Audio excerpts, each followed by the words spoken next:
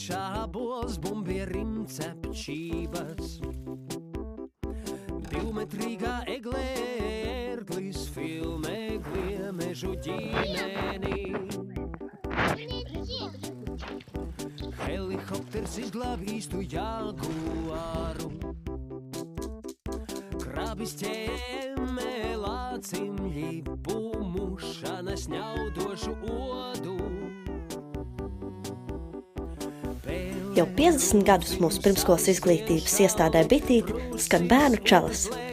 Biedrība kopā būšana ir cieši saistīta ar šo iestādi, un biedrības mērķis ir izveidot pirmskolas izglītības iestādes Bitīte 5 grupās sajūtu stūrīšus, atbilstoši katram vecumam, jo pirmskolas vecuma bērni pasauli iepazīst caur sajūtām – tausti, dzirdi, redzi, ožu un garšu. Izveidotajos sajūtu stūrīšos, izmantojot dažādas spēles un materiālus, būs iespēja veicināt un pilnveidot bērnu attīstību, īpaši pievēršot uzmanību bērniem ar valodas un citiem attīstības traucējumiem. Bet mēs gribam iepazīt pasauli arī ar gudrām, interesantām un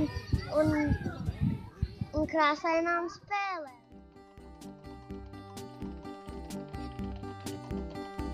Apaļšābos